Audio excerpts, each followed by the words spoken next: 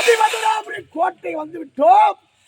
இந்த மதிவதனாபுரி கோட்டை தொட்டி அக்கினி சோலைகள் வீசுகிறது. இப்பொழுது அக்கினி தேவனை அழைக்கிறேன். இந்த அக்கினி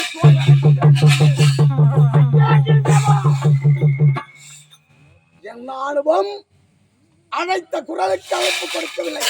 அழைக்கிறேன். அக்கினி தேவனை கொட்டத்தை அணைக்க வேண்டும் என்றால் வந்த பகவானை வாழ்வாரை அழைக்கிறேன். அந்த கோட்டை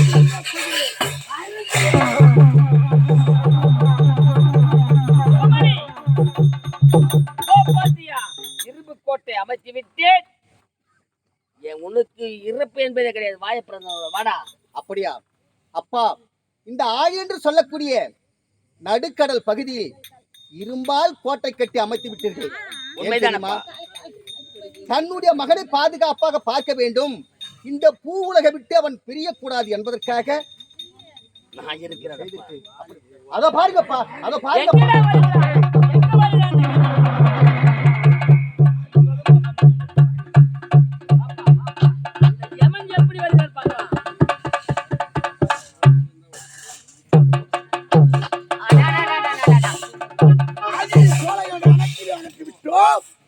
இந்த மதுவராபுரி கோட்டைக்கு செல்ல வேண்டும் என்றால் இரும்பால் கோட்டை. இந்த கோட்டைக்கு உள்ளே செல்ல வேண்டும் என்றால் மன்னனோ கண்ணிட்டு கொண்டிருக்கிறார். இப்பொழுது அவர்கள் இருக்கக்கூடிய அகற்றிவிட்டு மூதாதி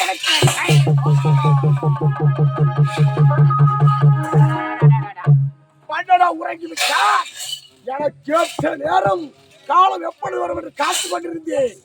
இதோ என் காலத்தில் இருக்கக்கூடிய ஓசை கைத்திடால் கரையாளமாக உருவெடுத்து அந்த இரும்பு கோட்டைக்குள் எப்படி எழ வேண்டும், சாவி நொடியக்கூடிய கோலங்கள் வழியாக கரையாளமாக உருவெடுத்து அறிகிறேன். ஓ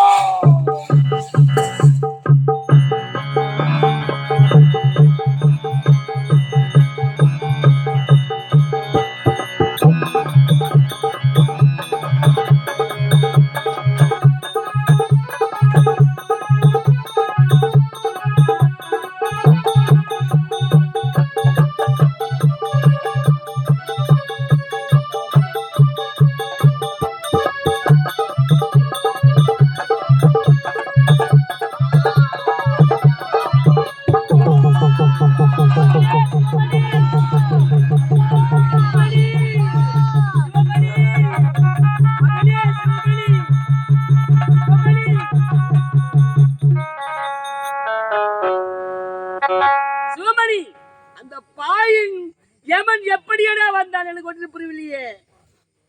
மகனே, கண்ணே தவமணியே, உன்னை காணாமல் கண்ணோரங்கே.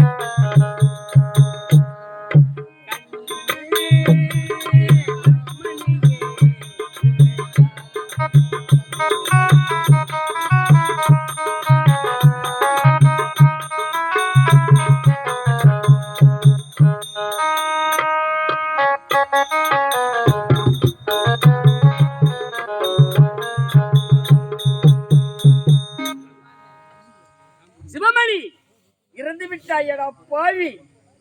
நீ வாய பிறந்தவன் நினைத்தேன். சிவமணி அறிவுடே ஐயா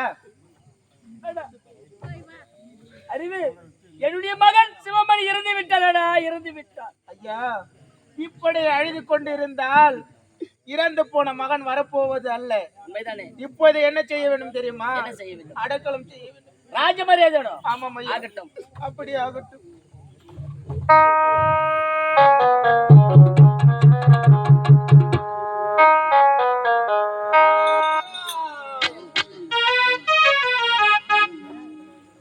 ஐயப்பனை நாம் தொழுதார் அவன் அன்போடு அருள் தருவார். அந்த மெய்யப்பனை நாம் தொழுதார் என்றும் மேன்மையிலோ நிறைவார். ஐயப்பா, ஐயப்பனை நாம் தொழுதார் அவன் அன்போடு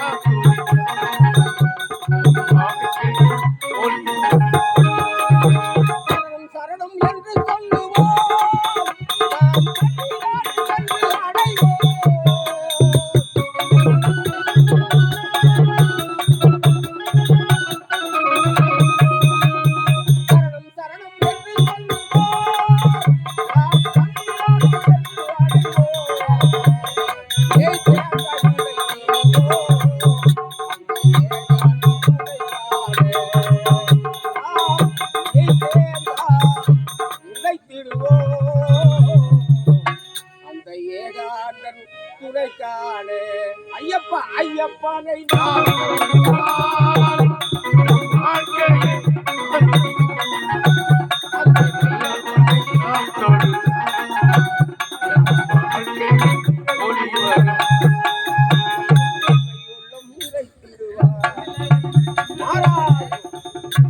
மத்தியதனாபுரி நாட்டை வந்து அடைந்து விட்டோம்.